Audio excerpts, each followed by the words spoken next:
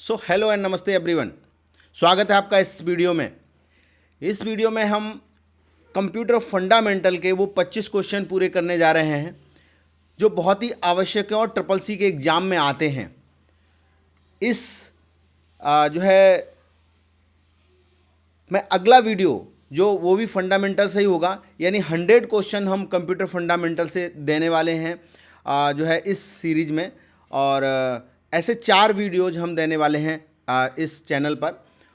और अभी इसके जो 25 क्वेश्चन हैं वो इस जो है वीडियो में आपको देने वाले हैं, जो बहुत ही इंपॉर्टेंट और जो ट्रिपल सी के एग्ज़ाम में आने वाले होते हैं। तो अगर आप कंप्यूटर के फील्ड में इंटरेस्ट रखते हैं या ट्रिपल सी जैसे एग्ज़ाम को बहुत आसानी से क्रैक करना चाहते हैं और अपना जो है कैरियर कंप्यूटर के फील्ड में बनाना चाहते हैं, तो प्लीज़ इस चैनल को जो है सब्सक्राइब कर लीजिए, दोस्तों को भी शेयर कर दीजिए, लाइक कीजिए, मेरे वीडियो आपको कैसे लगते हैं उसके लिए कमेंट भी कीजिए। तो चलिए बढ़ते हैं आगे और वीडियो की तरफ। सबसे पहला क्वेश्चन है हमारा, ये वो क्वेश्चन है मैंने आपको बताया कि जो सबसे ज़्यादा एग्ज़ाम में आते हैं वो सारे क्वेश्चन हैं। आइए शुरू करते हैं। सबसे पहला क्वेश्चन है कंप्यूटर शब्द किस भाषा से लिया गया है।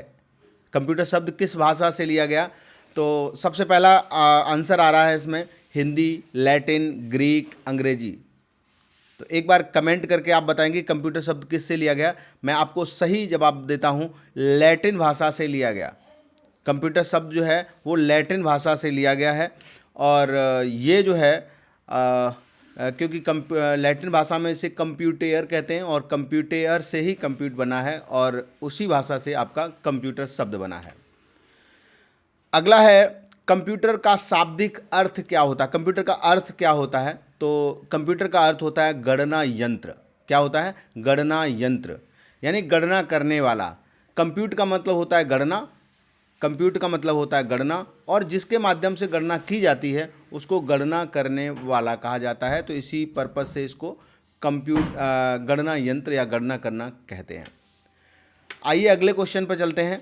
अगला क्वेश्चन है कि कंप्यूटर का जनक किसे कहा जाता है, कंप्यूटर का पितामह किसे कहा जाता है।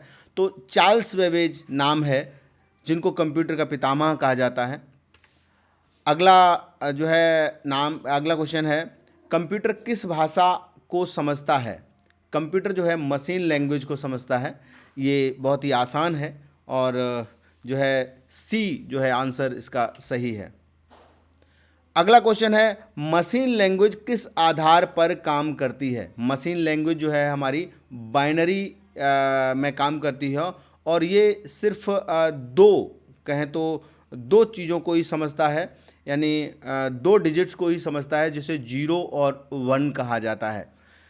इसके बारे में मैं दरअसल एक सेपरेट वीडियो बनाऊंगा जिसमें हम बाइनरी लैंग्वेज के बारे में स्टेप बाय स्टेप आपको बताने वाला हूं, क्योंकि यहाँ पर इसको प्रॉपर एक्सप्लेन नहीं कर सकता हूं। तो इसको अगर एक्सप्लेन प्रॉपर करना है तो अगली किसी वीडियो में हम आपको ये देंगे। जैसा कि मैंने आपको बताया कि बाइनरी संख्या जो है में कितने अंक होते हैं, तो जवाब है 2, जिसे मैंने आपको पिछले क्वेश्चन में बताया कि 0 और 1 को ही कंप्यूटर समझता है, इसके अलावा किसी को और कुछ नहीं समझता है।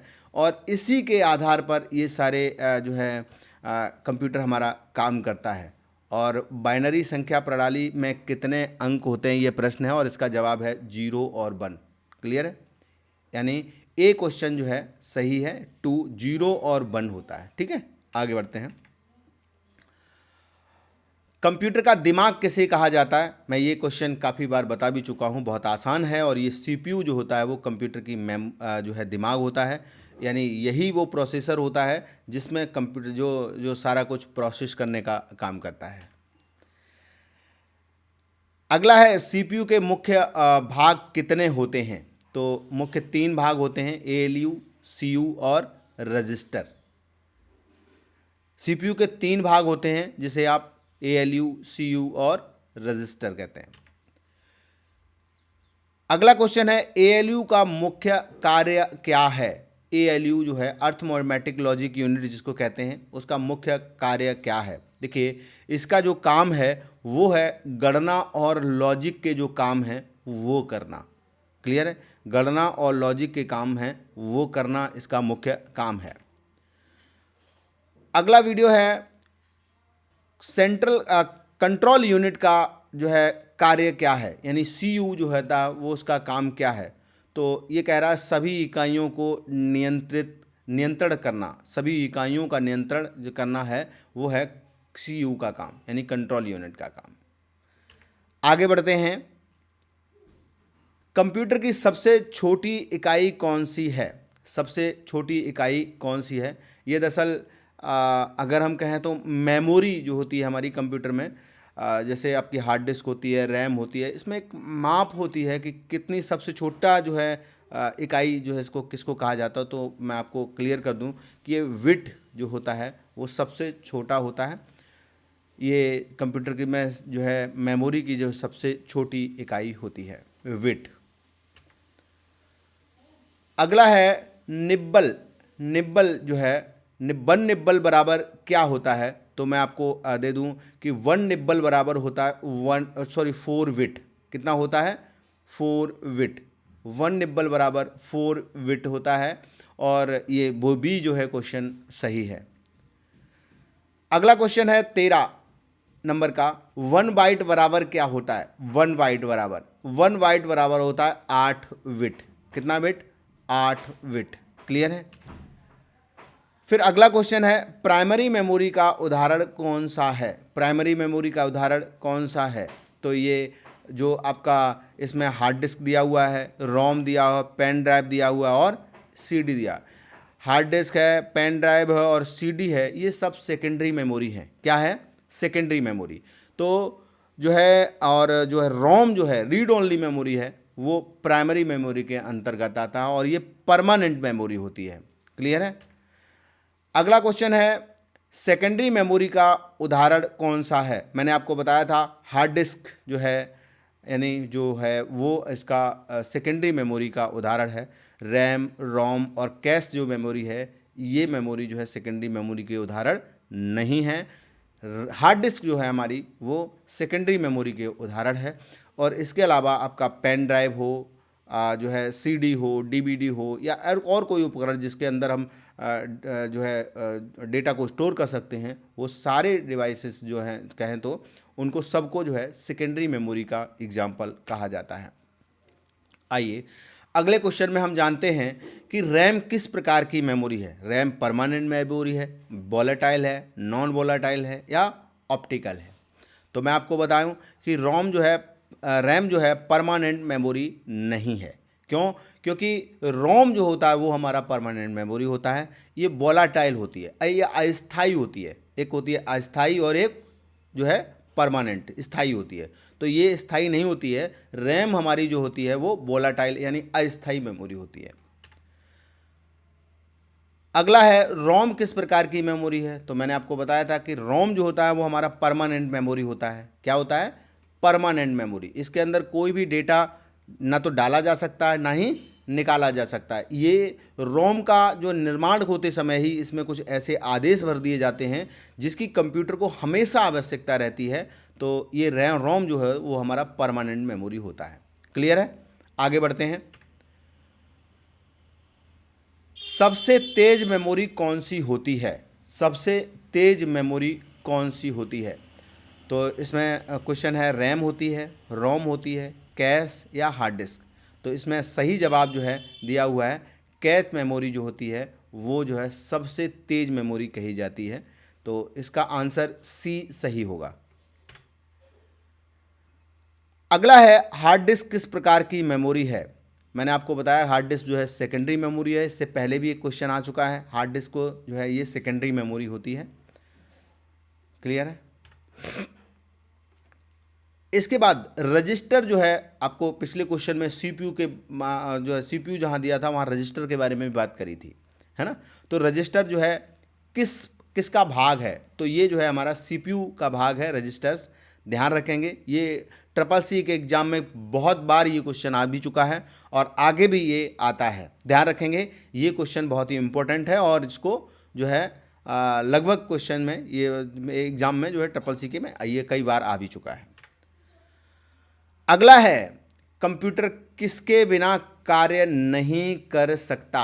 ये कह रहा है कंप्यूटर किसके बगैर काम नहीं कर सकता। क्या कंप्यूटर हार्डवेयर के बगैर काम कर सकता है क्या कंप्यूटर सॉफ्टवेयर के बगैर काम कर सकता है, या दोनों, या कोई नहीं।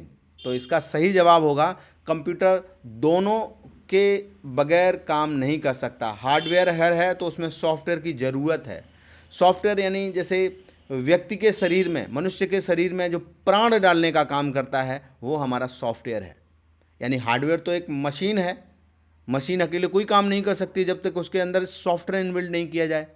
तो ये दोनों ही जो है एक दूसरे के पूरक हैं और दोनों के बगैर जो है कंप्यूटर कोई काम नहीं करता। अगर सॉफ्टवेयर है तो सॉफ्टवेयर अकेले कोई काम नहीं करेगा, हार्डवेयर है यानी केवल कंप्यूटर है तो उसके बगैर कोई अकेला वो खुद काम नहीं करेगा, उसके अंदर ऑपरेटिंग सिस्टम डालना पड़ेगा जिसको सॉफ्टवेयर कहा जाता है। सॉफ्टवेयर कितने प्रकार के होते हैं? देखिए, सॉफ्टवेयर दो प्रकार के होते हैं, एक तो एप्लीकेशन सॉफ्टवेयर रहते हैं और दूसरे हों सिस्टम सॉफ्टवेयर।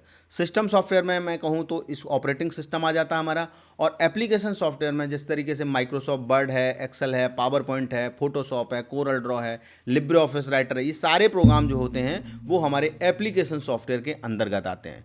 तो इसका जो सही जवाब है वो जो है बी सही है कि सॉफ्टवेयर जो है दो प्रकार के होते हैं, एक एप्लीकेशन सॉफ्टवेयर और एक होता है आपका सिस्टम सॉफ्टवेयर।